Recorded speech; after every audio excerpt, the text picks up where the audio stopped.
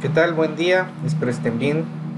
Hoy vamos a tocar un tema que es importante para todos los que nos dedicamos a los medios impresos, al diseño, a la ilustración, que es un tema interesante, el papel. Como todos sabemos, pues el papel es el sustrato en el cual vamos a trabajar, ya sea que vayas a escribir o vayas a dibujar. Y se ha estado utilizando desde hace bastante tiempo. Su mayor parte está construida por celulosa, esta que sale de los árboles, pero se añaden algunas sustancias químicas para que tenga ciertas características adicionales para poder nosotros trabajar. ¿Cuáles son estos antecedentes históricos del papel? Bueno, pues el hombre siempre ha querido transmitir ideas y antes era solo palabras, pero se quedaba de abuelo al hijo, al nieto, etcétera, y se iban generando hasta que ya empieza a aparecer una escritura y se deja plasmada, entonces ya transcurre en el tiempo y se queda por escrito.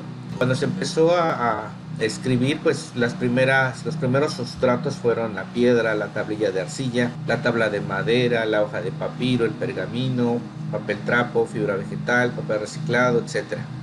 Eso fue lo primero con lo que el hombre trató de escribir de alguna forma y plasmarlo en algún lugar y ha trascendido como lo podemos ver.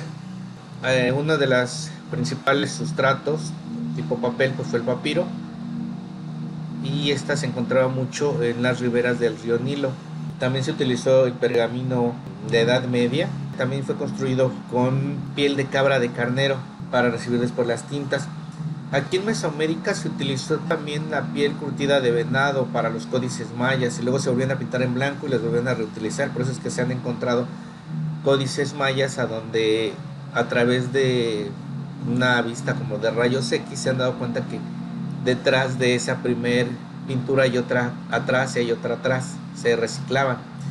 También se utilizó también aquí en México el papel amate, que ese también es algo que todavía lo podemos conseguir en algunas papeleras del centro de la República Mexicana. Está hecho con hojitas, es como si fuera un papel reciclado, está muy bonito, lo podemos utilizar en algunas invitaciones o en algo que se vea que se luce, está muy bonito, se los recomiendo que lo vean y lo compren.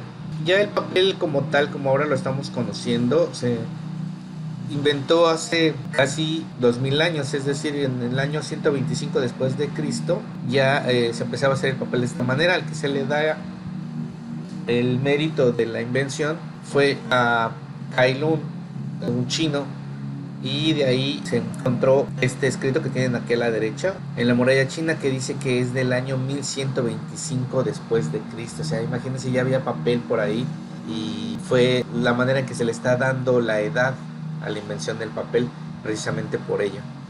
Otra cosa que podemos darnos cuenta es que el papel como se utilizaba antes era de una forma artesanal y se tiene que tener mucho cuidado al momento de hacerlo.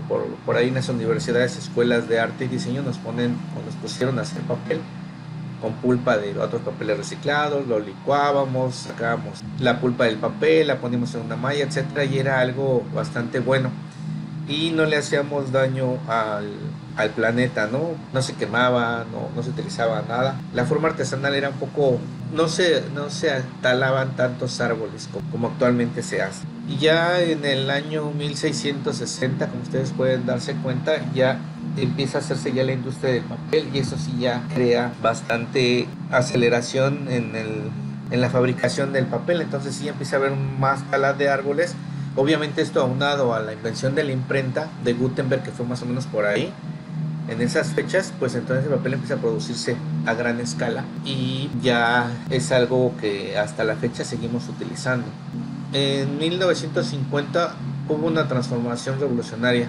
Ya está, hay más tecnología, hay más maquinaria, hay más de todo y se empieza a crear el papel de una mejor calidad, pero ya le ponen unas pastas químicas, productos auxiliares que hacen que sea más fuerte o que tenga una consistencia diferente. Se empiezan a crear algunos procesos diferentes para tener en el papel ciertas características de texturas, algunas fibras, algunas como el canson, como el ingres, como el fabriano, que tienen ciertas características y se empiezan a hacer una gran diversidad de papeles.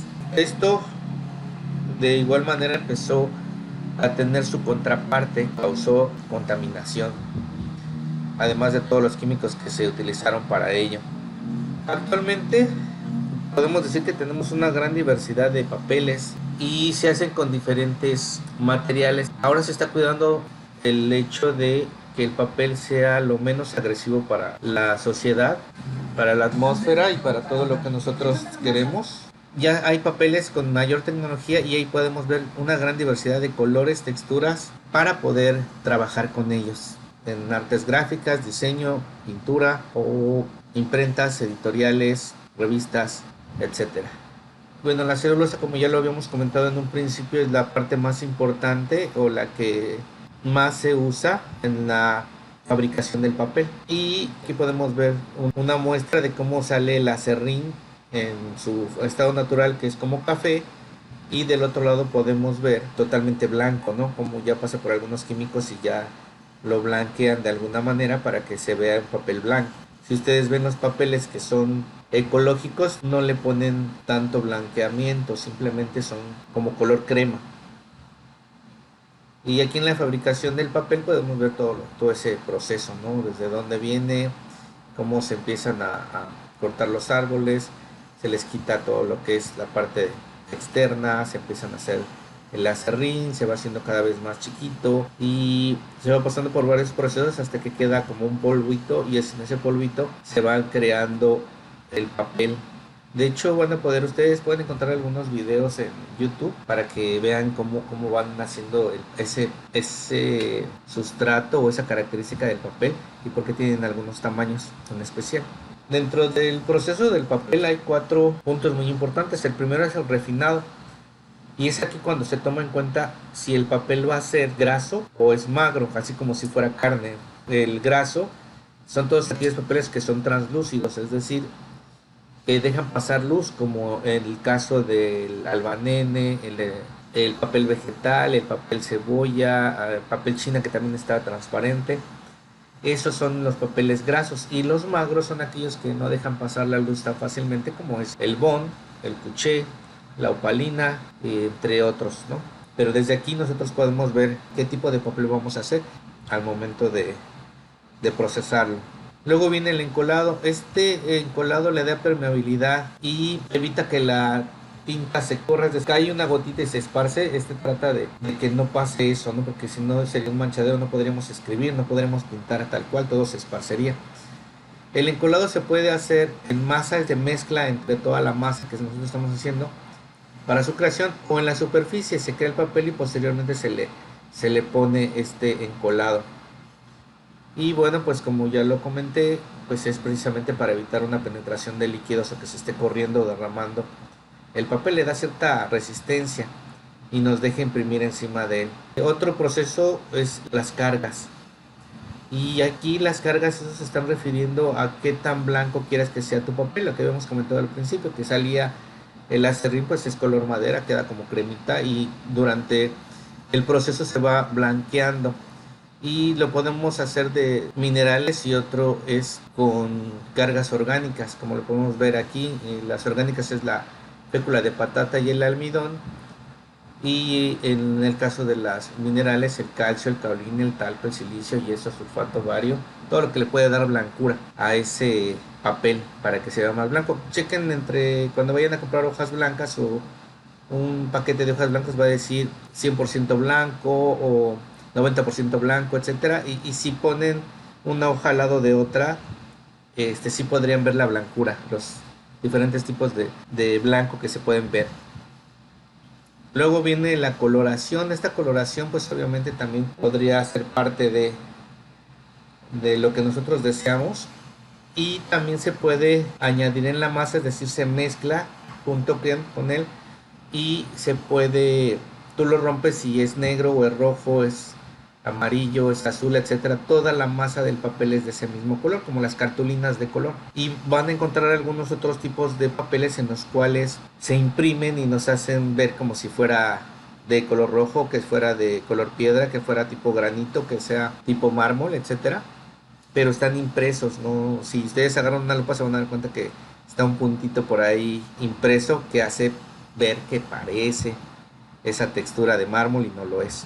Aquí vienen algunos formatos de tamaño del papel, y aquí también podemos darnos cuenta que ya tiene un poquito más de un siglo que se hizo esto para que se estandarizaran los papeles a nivel mundial, porque a veces ibas de un país a otro y el papel era más grande, el otro era un poco más chico, etcétera. Entonces se ha estado estandarizando también el papel en todo el mundo, precisamente para que si tú compras una máquina de impresión de offset o una impresora plotter o uno de recorte de vinil, las puedas utilizar tanto aquí como allá.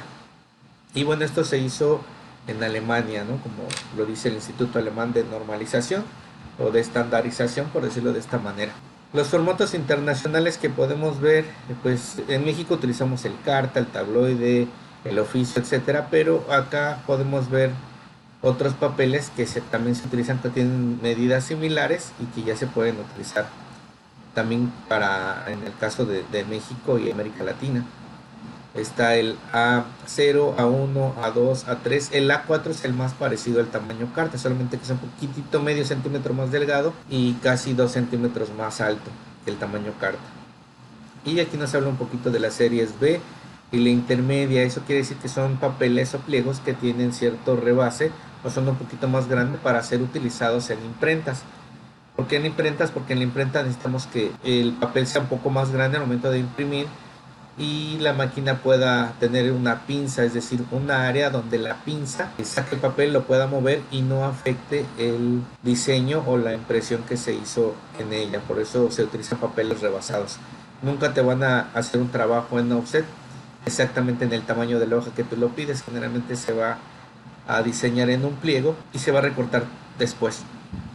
La serie A y B es el núcleo del sistema, como lo dicen aquí, es lo más común, lo que utilizamos las personas comunes y corrientes, como para fotocopias, para el tamaño carta, aquí en México el oficio, el tabloide rebasado, el extendido. Esos serían como los más comunes. Luego viene la serie RA y SRA, que son los papeles rebasados, es decir, ese tabloide rebasado, existe una carta rebasada, existe un oficio rebasado y nos deja esa área para poder trabajar con él y después recortarla.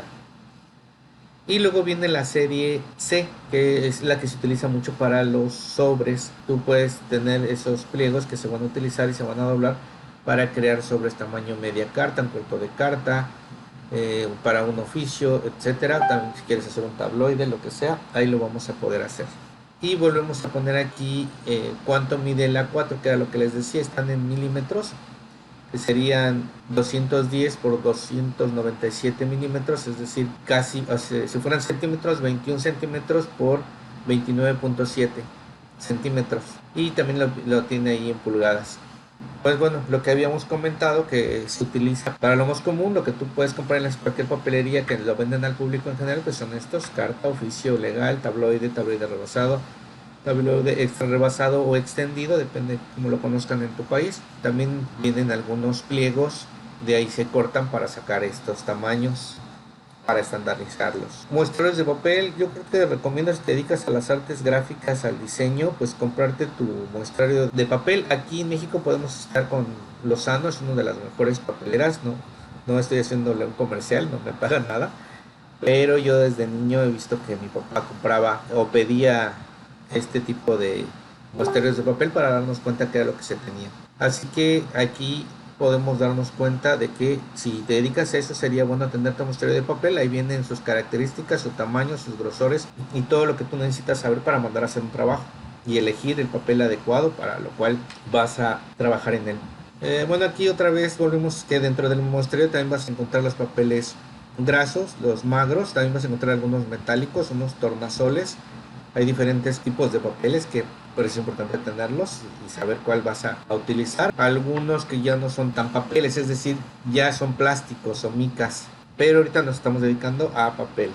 Micrómetro, este aparatito, hay digitales y análogos, y este sirve para ver qué tan grueso es tu papel. Puedes medir milésimas de milímetro, centésimas de milímetro, Y bueno, depende en tu país, pero por aquí están entre 300 y 6,000 pesos uno de estos. ¿Cómo se pesa el papel? Generalmente siempre te dicen cómo se pesa el papel. Bueno, se corta un metro cuadrado de ese papel y se pesa. Y ese peso es el que nos van a poner en la etiqueta o en el empaque cuando tú lo compres. Por eso te dice que te llevas un paquete de 500 hojas y luego te dice de 80, 90, 60 gramos, 120 gramos, etcétera. Pero se cortó un metro cuadrado de ese papel, se pesó y esos son los gramajes que vas a encontrar en tus empaques. No es que pese una hoja esos 80, 60 o 120 gramos, sino todo el metro cuadrado que se pesó.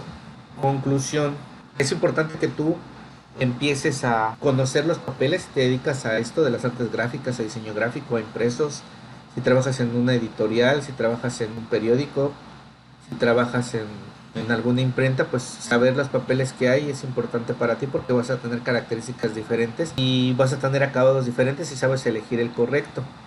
Por lo tanto, es importante que conozcas esos papeles y sus características. Actualmente les puedo decir que, bueno, hay papeles que parecen papeles así como tal cual, pero ya no son papel como tal, sino ya es un polímero, es decir, un plástico como el papel piedra y el polipap, que son así parecidos como los billetes de 20, de 50 pesos aquí en México, que son de plástico porque son los que más corren en la ciudad y pues para que duren más los hacen de ese material, ¿no? Ya los de arriba de 200, 500 o 1000 ya le hacen de un papel distinto. Ese papel no es un papel como tal, es un plástico, es un polímero. Recuerda, se llama, lo vas a encontrar como papel piedra o también como polipap. Bueno, eso es para qué se utilizarán, pues en algunos recorridos que hemos ido a visitar en imprentas, nos han dicho que los utilizan para imprimir con una tinta especial aquí en Cancún, en los hoteles, para poner el menú con ese tipo de papel. Si están en la alberca y les cae agua, pues no se les va a caer la tinta, ni se va a deshacer, ni le va a pasar nada al papel, aunque se moje. Lo puedes tú utilizar sin ningún problema, se seca porque es un plástico, pero tú lo ves y parece un papel. Cada vez la tecnología y este sistema de impresión se está haciendo mejor, así que hay que estar al día con respecto a eso y preguntar por esos otros tipos de papel que puedes utilizar. Obviamente también los reciclables, hay que usarlos para evitar tanta contaminación y que el papel que tú compres en algún lugar que traiga el sello de que ese papel tiene el permiso de tu ciudad o de tu país para el cuidado de la tala de árboles, porque luego hay gente que no trae ese sello y te lo quieren vender como tal y ahí sí estamos haciendo daño. Entonces también cuando compras un papel, pues cuida eso, ¿no? Si ya te dedicas a ello, si ya eres del dueño de tu imprenta, pues si trabajas en ello, pues verifica eso. Yo creo que tú lo sabes mejor que nadie, que hay que cuidar la naturaleza, que hay permisos o papeleras que compran el papel, o que más bien que venden el papel con un permiso para evitar la tala de árboles exagerada. Así que espero les llame la atención, les guste un poquito de eso, es muy interesante. Y cómo se hacen, a lo mejor tienes la oportunidad de hacerlo con tu maestro si estás estudiando diseño o artes y meterte o ir a algún, si vives cerca de una ciudad grande industrial, pues ve a ver cómo se produce el papel. Cada salida que nosotros hacemos como a veces como profesores y con tus alumnos, eso enriquece mucho el conocimiento o la visión del alumno. Así que los invito a que si lo pueden hacer, háganlo, si no, pues vean videos en YouTube. Afortunadamente tenemos también esa tecnología para darnos cuenta cómo es el proceso del papel. Bueno, espero que te haya gustado. Cuídate mucho. Si te gustó, pues dale un like. Ya sabes que he estado tratando de subir un poquito más videos que te puedan ayudar y que siga creciendo tu desarrollo profesional en las artes gráficas. Les mando un abrazo y les deseo lo mejor. Buen día.